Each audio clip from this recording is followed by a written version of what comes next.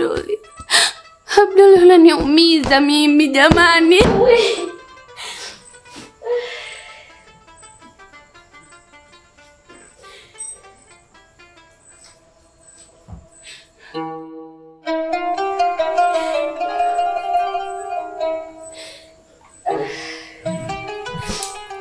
Mke wangu,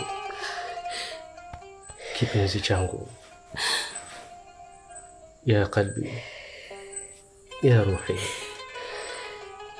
ya habibati, ya kamal, ya kurrata aini. Tatizo nini mke wangu? Unalia nini? Hivi hujui chozi limwagikalo katika shavu lako linaleta athari na maumivu makubwa katika moyo wangu? Tafadhali, hebu niambie una nini? Mimi ndo mwenzako wa karibu. Hebu nieleze basi. Hivi, nimesha kukalia kimya mara ngapi umeniuliza? Kwani si uniache? Subhanallah. Subhanallah.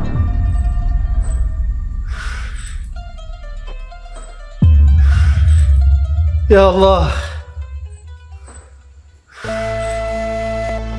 Allahumma jalna min as-sabirin. Ya Allah.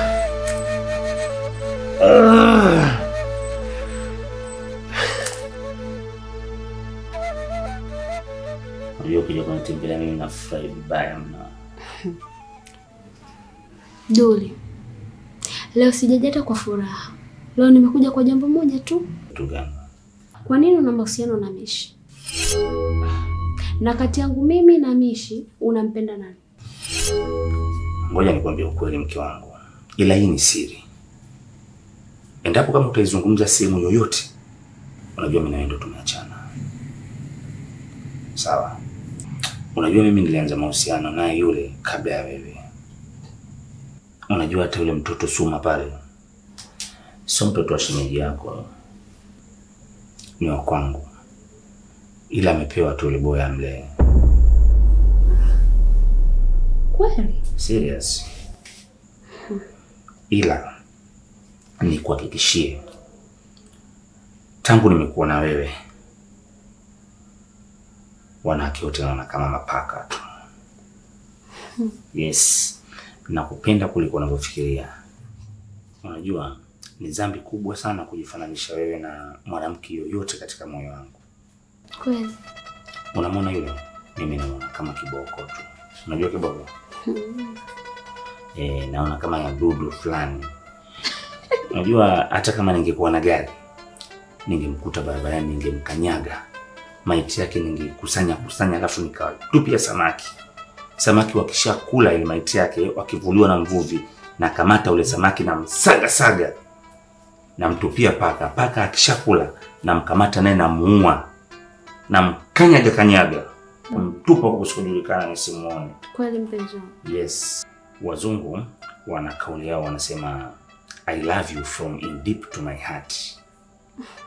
Yani nakupenda kutoka katika uvungu wa moyo wangu. Kwa nini unanipenda mimi kushinda wewe? Nakupenda kuliko unavyodhani wewe.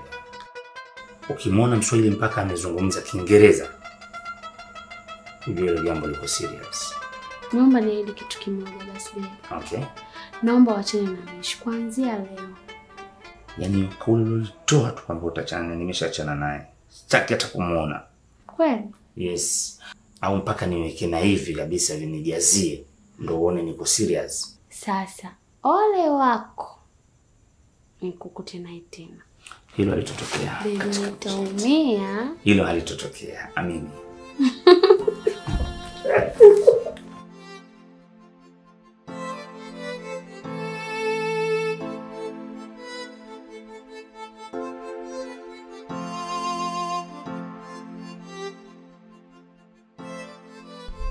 Shoga, huu mguu ni wa kwako. Upo? Na hichi ninachotaka kukuambia si ombi, bali ni lazima. Nataka uachane na Duli, tena upesi sana. Si kama unanielewa? Na ukinibishia, basi nitatoa siri. Kwamba yule mtoto si wa shemeji Samir. Sijui kama unanielewa, sijui kama unanipata vizuri msichana. Hivi kumbe wewe Zwazwa? Hebu niondole zozo wako hapa. Hivi huo mguu ungekuwa ni mguu wangu, ungekuwa kwangu, singekuwa kwako. Alafu usichokijua, mtu mwenyewe unavaa namba 49, namba za wazee wa zamani, enzi za mitume na manabii. Uje ukwewa kwangu, kumbe hujielewi. Sasa nisikilize msichana, usichokijua, ukimwaga mboga nitamwaga ugali, na haitojua nyumba tu, dunia nzima. Yaani ukisema mimi kwamba huyu mtoto sio wa Samir, ni wa Duli, na wewe pia utajulikana kwamba unatembea na Duli. Uliona wapi mtu anamwagia mwenzie mboga wewe akaangaliwa? Kamwage mboga na mimi nimwage ugali.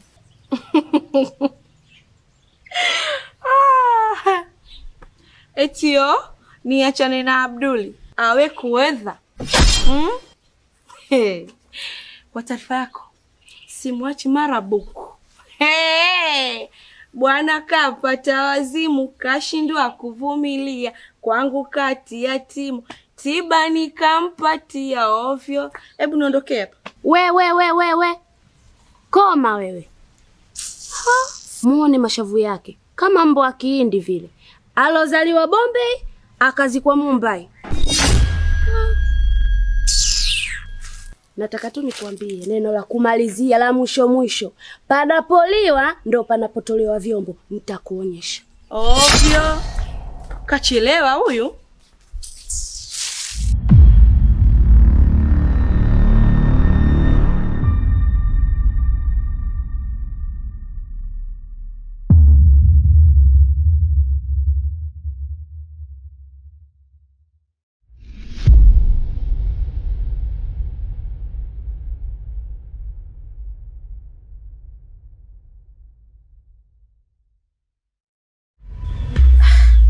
Hivi wewe mwanamke, umepata ujasiri wa kumshika mwanangu? Umetoka kumuongesha. Wewe si ni tasa wewe. Alafu uliona wapi tasa akamkamata mtoto kwenye mikono yake? Wewe ni tasa na utabaki kuwa tasa tu. Na huyu ni mtoto wangu, hupaswi kumshika mwanangu. Si umenielewa? Uliona wapi tasa akabarikiwa kushika mtoto mkononi mwake? Ukome. Tena ukome kumuogesha mwanangu upo. Si unanielewa? Kuanzia leo, mwanzo leo, mwisho leo. Sitaki. Subhanallah. Sasa kosa langu nini mpaka unanipiga? Nakupiga kwa sababu sijakupa ruhusa kumshika mwanangu na huruhusi kumshika mwanangu. Mshenzi. Zaa wako.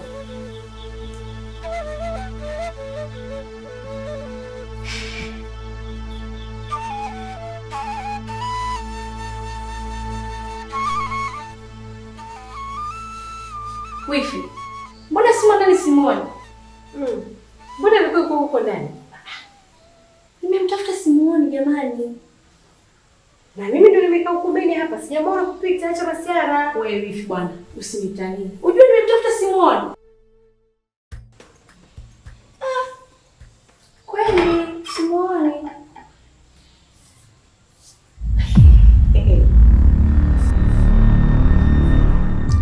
Hivi wewe alokupa ujasiri wa kuondoka na mwanangu kwenda naye nje ni nani?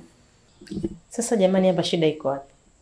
Nimemchukua mtoto wetu, nimeenda kumlia juisi, nimerudi naye nyumbani. Pia ni tatizo? Wewe kumbe habith la amali eti mwanetu. Tulishuka wote uchungu? Au kile kitanda cha leba tulipanda wote? Bibi koma. Tena koma kumnulia mwanangu vitu visivyoeleweka. Usije ukampa sumu bure. Na wewe leti juice. Akikwambia uje usiende, umesikia? Haya, nenda ndani. Ovyo.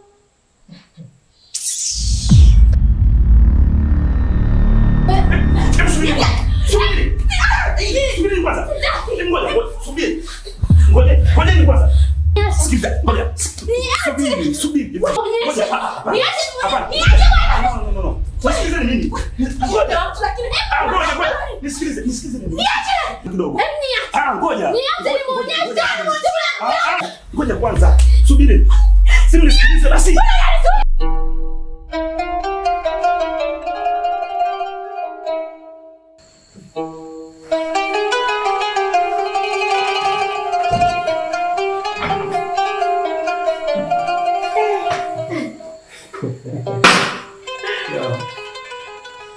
Nini tena?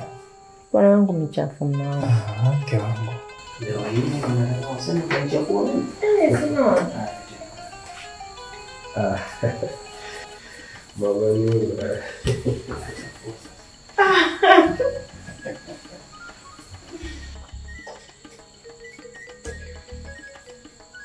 Haya vipi?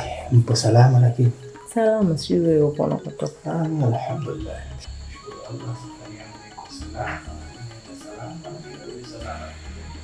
Nilikumisi tu. Eti? Hata mimi niko njiani akili yangu yote inakuwaza wewe. Basi umenikuta mmeo. Haya vipi? Mama yuko lakini?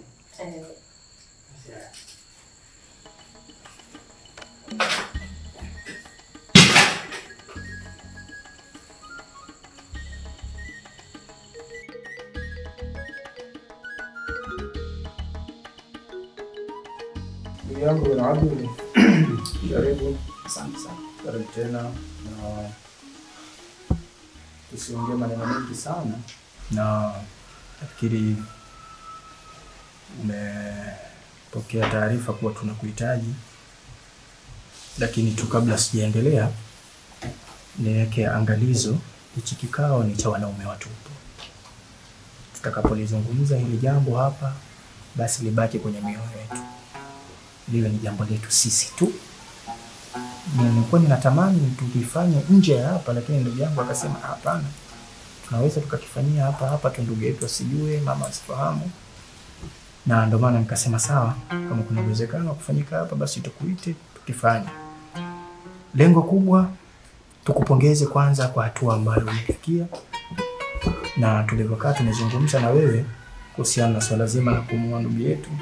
Ulisema kidogo sasa hivi hali yako ya kiuchumi inayumba, na katika mambo ya kufanyiwa haraka ni hili jambo la ndoa, sababu Mtume Muhammad sallallahu alaihi wasallam anasema unapooa ama unapoolewa basi umeingia katika nusu ya dini. Kwa hiyo ni jambo la kufanyiwa haraka sana. Hivyo basi mimi pamoja na ndugu yangu hapa tulijadili.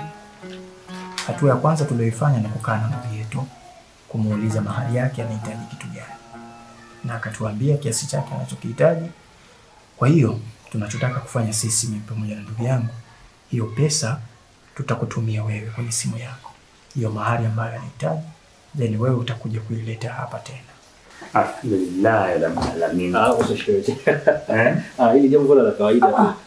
Nashukuru sana. Kawa. Acha bado usifanye hivyo. Kukusudia ni Allah pekee yake. Takbir! Takbir! Sivyo sheria. Kwa sasa. Basi wacha samahani. Najua furaha. Usijali. Unajua ni mambo ya kawaida hasa kwa watu ambao wanapenda kheri. Katika kumbukumbu zangu hata Bi Khadija wakati anataka kuolewa na Mtume alikuwa na hali duni. Sahihi. Lakini kilichofanyika ni kipi? Bi Khadija alitoa pesa akampatia Mtume akaja akamposa Bi Khadija, akatoa mahari, kisha kafanyika nusra. Kwa hiyo kwa kuwa tumekuona maadili yako ni mazuri, na kwa kuwa ndugu yetu naye yuko radhi, unajua kama ulivyoambiwa siku ile, ndugu yetu sisi ni furaha yetu.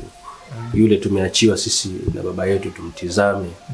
Sasa kama amepata mtu ambaye ni sahihi kwake, lazima tumsupport. Hizi hali huwa zinabadilika tu. Kwa hiyo tukikusupport kwa iko kiasi, nadhani tutakupatia na kidogo cha kuanzia. Nashukuru sana kufika katika hii familia. Unajua Bashiri, yani hivi vitu mimi nilikuwa nadhani ni kwa mitume tu, kumbe mpaka binadamu wa kawaida sasa hivi vitu vipo. Hii familia ni bora sana katika familia bora. Alhamdulillah. Asante Mungu. Usije ukatuangusha tu. Kwa hilo alipo. Niamini bashini. Basi inshallah tutawasilisha hicho kiasi baada. Yaani kama ile namba yako. Yaani nafikiria mbali sana. Kama hivi mnavyonikia hivyo na mke wangu ni hata nifa ala. Kumbe nimeshindwa zangu. Sasa Jambo hicho vituko vyako bwana. Ile jambo mnalozungumza hapa katika mambo mazuri. Ile ni jambo zuri na nitakamilisha kwa haraka sana. Sitaki kusubiri hata dakika moja. Hizi unajua watu wengi ambao wanafuga ndevu namna hii mara nyingi wanakuaga wana vitu. So bwashimeje tu bwana. Bwashimeje bwana. Siku zote tupo bwana hapa bwashimeje ndevu zako kama zangu tuangalia. Bwashimeje ndevu kibao kumbe na njoro hivyo. Usina njoro kuna nini? Ndio pia na vituko bwana.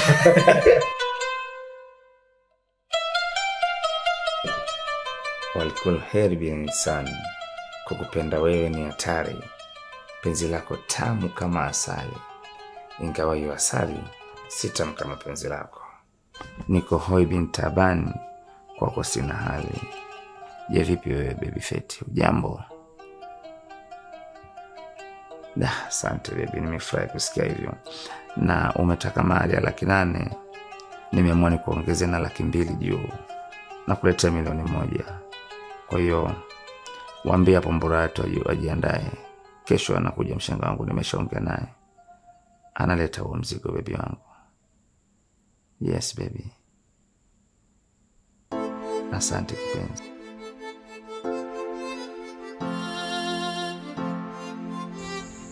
Laila ndugu yangu. Nimekuita hapa nafikiri tokea tupokee barua yako ya posa. Sikupata wasaa wa kukaa na wewe kuzungumza. Na chengine, kwanza kabisa katika watu ambao wamefarijika ni mimi mmoja wao. Nimefarijika sana kuona mdogo wetu sasa tunaenda kumwezesha, anaenda kuingia katika nusu ya dini. Ni jambo la kumshukuru Mwenyezi Mungu, alhamdulillah. Lakini ambacho nataka kukifahamu sasa kutoka kwa yule bwana, tumeshakaa naye chini na tukamwambia kwa mahari unayohitaji ni kiasi fulani, na akatoka na maazimio hapa, akasema kwamba hatatumia muda mrefu ule jambo atalifanikisha. Lakini tumeona muda umepita sana, hatuoni simu yake, hatusikii tetesi za aina yote kama labda atatuma watu walete hayo mahari. Kimya. Yaani nikisema kimya ndio kimya kabisa. Sasa sisi ndio kukusimamia jambo lako. Tusipokuuliza sisi utaulizwa na nani? Huenda kawa labda amekudokeza kidogo kwamba wiki ijayo ama ndani ya siku 2-3 tutatuma watu. Kuna kitu gani unachokijua katika hili? Kweli kaka, mimi nimeongea naye mzangu, nikamuuliza vipi kuhusu masuala ya ndoa yetu. Akaniambia kwamba kwa sasa yeye yuko vibaya. Mara mwisho jana nimeongea naye, akaniambia mimi sina hela. Yaani umetoka kuongea naye jana? Ndio. Ndio akasema sasa hivi pesa hana? Ndio. Basi sawa. Mimi ni hilo tu ambalo nilikuwa nataka kujua kutoka kwako. Hebu nitie kaka yako Islam.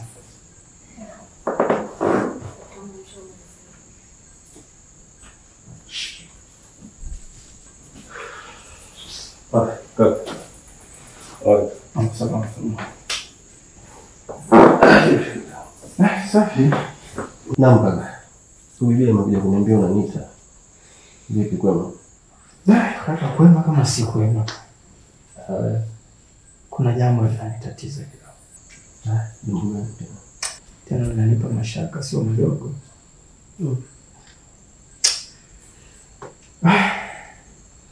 Na kuhusiana na huyu bwana aliyemposa ndugu yetu. Huyu bwana Duli sijui Duli. Huyu bwana nimejaribu kukaa na Laila hapa.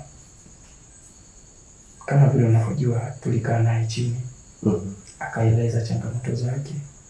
Lakini tukaona sisi kama viongozi wa familia ili jambo tulibega harusi ifanyike kwa haraka. Sawa. Tukamtumia pesa, wewe mwenyewe ulikuwa shahidi. Nimemtumia pesa hapa. That's mahari yote nilitaja ndugu yetu nimemtumia ili nilete. Kwa hiyo tulivyoona kimya kimezidi, nikasema ngoja nikae na Leila kuona labda ameambiwa nini na mwenzake. Lakini cha ajabu Leila hapa amesema mara ya mwisho kuongea naye ni jana.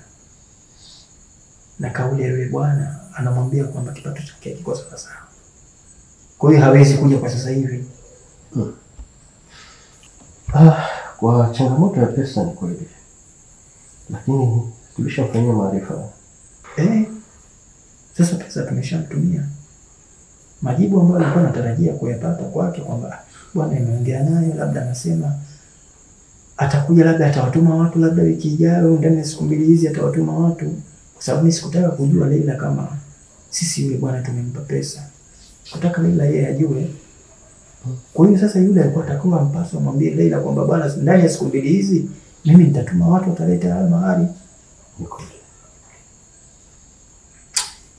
Ninagundua hapa kumwamini mtu kwa maneno tu ni kitu kimoja kibaya sana. Hata mimi naona hapo ananipa mashaka. Sasa tunafanyaje?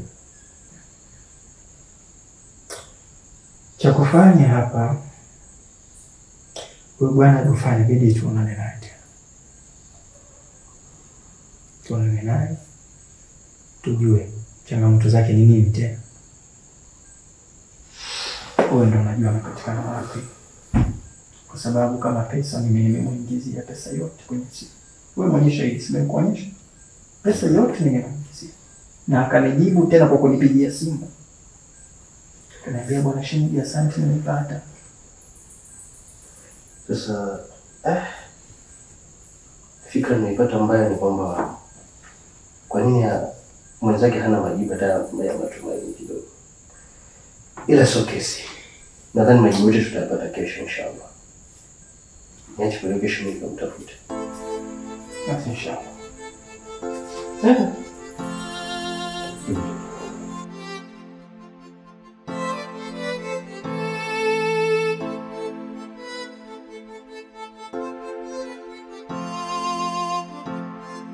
Ndugu yangu bwana Islam, mimi kwanza nikupe hongera.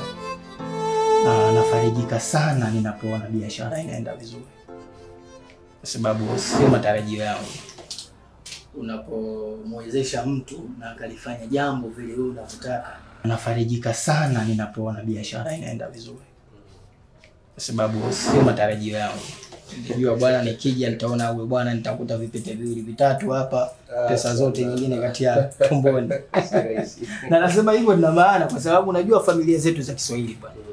Ni mara chache sana ndugu wakiwezeshana na wenyewe kwa wenyewe huwa waendelea. Ni mara chache sana.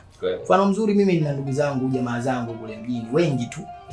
Wana ndugu zao wako huko Tanzania, wao wako South Africa, huko wengine wako China, umeona. Wanatuma pesa huku wafanywe miradi, umeona, aidha wengine wajengewe, lakini hakuna chochote kinachofanyika.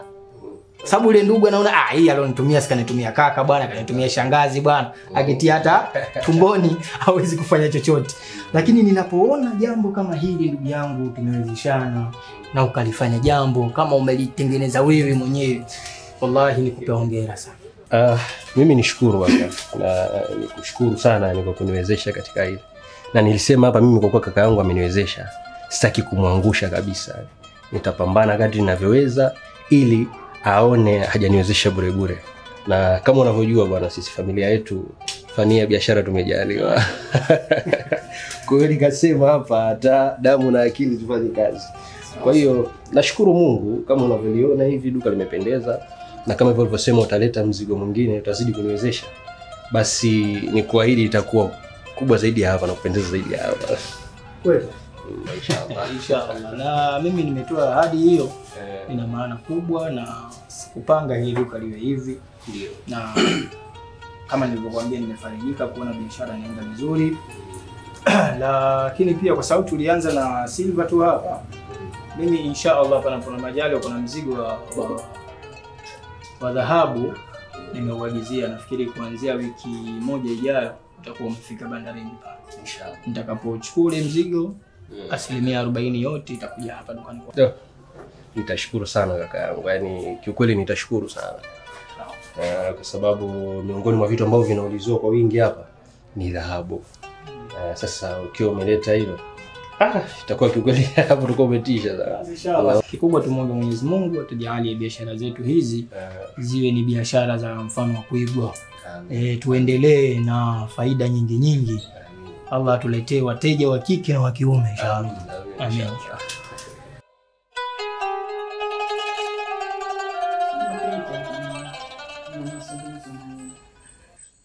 Nataka uniazime sikio lako na kichwa chako. Tena unisikize kwa makini. Na sio unisikize tu, na unielewe pia ninachokiongea. Maana mimi mama yenu kila siku maniona nina tabu.